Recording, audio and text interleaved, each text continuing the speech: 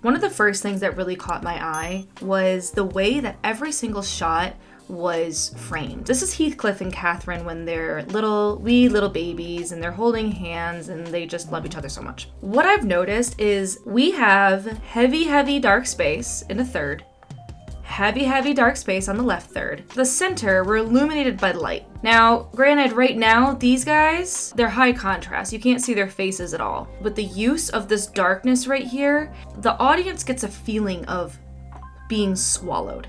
There's always a heaviness around them. The light always comes from within, a small crevice.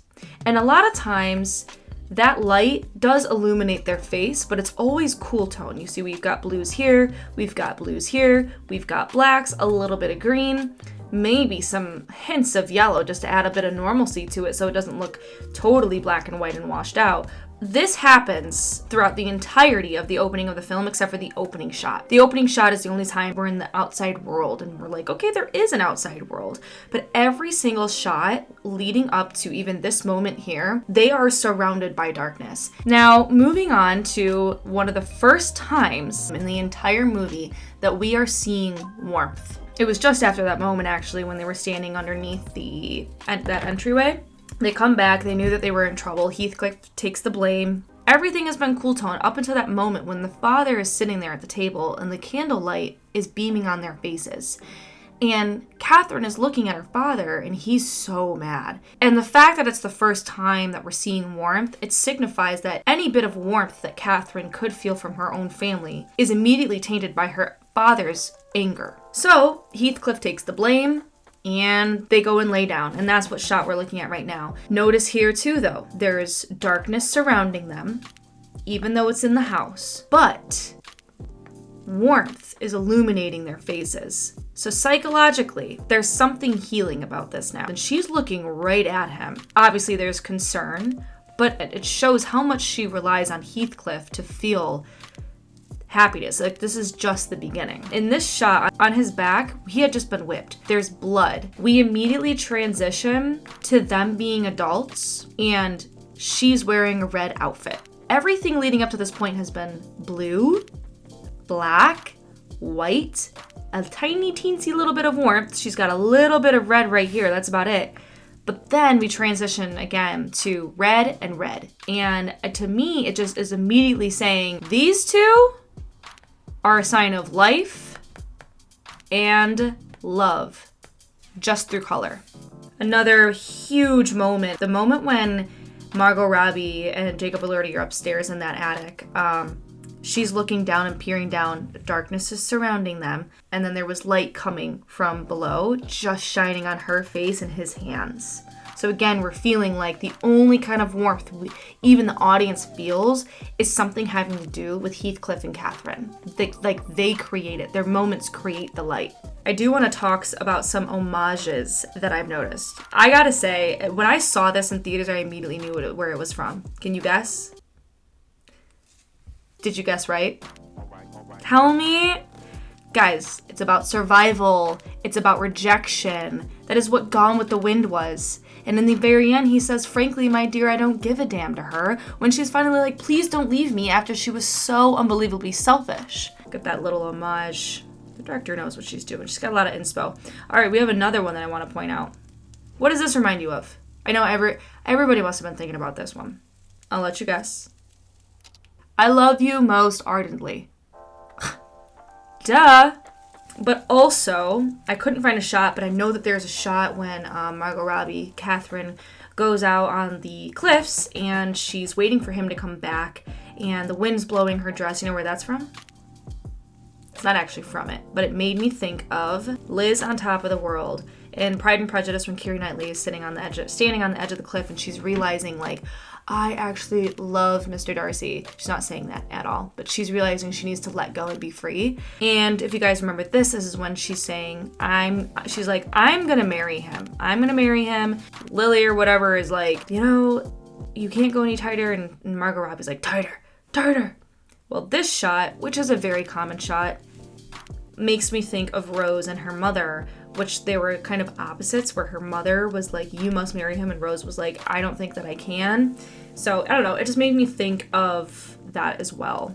One of the things that came to mind while I was watching this for the first time was, I feel like if Catherine didn't die, this would be the backstory of the Queen of Hearts, because the Queen of Hearts was selfish, the Queen of Hearts was insecure, the Queen of Hearts, which Catherine was, she had a horrible upbringing, she knew that she needed wealth in order to survive and make something of herself, essentially, and it just made me think of the Queen of Hearts. The black and white checkered flooring, the red flooring, with the red dress and the white top, and the odd fixtures to the fireplace, it all just makes me think like this is the Queen of Hearts backstory, and especially her hair. When it's like pulled up like that, I was like, okay, Queen of Hearts vibes.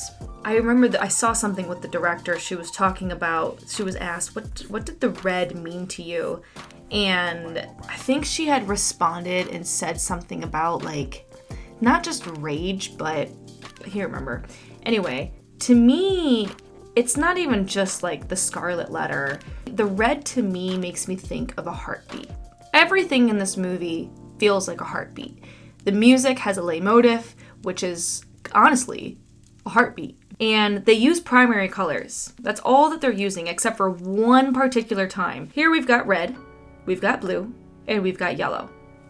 That's about it. The only time that I can recall from the first time I watched it that we ever see a mixture of those colors, purple, green is obviously a mixture, but that's just like the Moors, and even then it's very diluted in the color. The only time I see purple, for example, is when Isabella is pushing her on the swing. And I think it's because there's no room for fluff here. Everything about this movie is very raw, it's very primal, and primary colors, primal. And that's why, to me, I'm like, the red always being the center is the heart. There's a heartbeat. It's all just about rawness. The walls that Edgar puts together for her is literally showing a freckle on her cheek and her veins, and connecting it back to primal heartbeat. The one time Catherine seems to like finally like break down, she grabs for one of her most vital organs, which is her skin, and it's on the wall. And that is just like, she's scratching for herself. She's scratching her own skin. It's just so interesting to me, and also so interesting that they made her like dead center with the freckle on the cheek for that shot. One of the other things that I noticed just like overall shot wise was a lot of times they were off to the left or they were off to the right, and directors and cinematographers tend to do that in order to make the character look small compared to the world in front of them. There's a lot of window space here. If it was all about her, truly, and she was talking or whatever, she's front and center. She's front and center. It's usually a medium shot meaning it's about like that much. But there were so many moments like this where we see more of the vastness of the world, even from when they were kids, and it just shows just how confined she is. Like, she's up against a window and she has nowhere to go. Again, like it's always like an extreme wide too. Here's another shot where there's darkness around them, but they're smiling. There's only a little hint of light still because there's sadness within these walls. There's nothing bright about it. There's nothing bright about it at all. And the one time that we do feel brightness and no vignette whatsoever around the screen, the only time that we do actually feel any kind of bit of brightness from the world, she's covered up with a veil. She's front and center, she's walking through that bright world, and she's covered up with a veil. You can barely see her face because she's not happy. And we end up seeing a shot of her from the back walking towards the castle, completely folded, walking back to the doom and gloom of what that castle really is. One of the biggest notes that I took down, somebody I noticed on TikTok or Instagram was confused about this, so I do want to point this out. A lot of people are wondering, why the heck was that girl chained up like a dog? You gotta go back to the beginning of the movie. When Heathcliff was standing in front of Catherine at the Moors, he admitted to her that he loves her.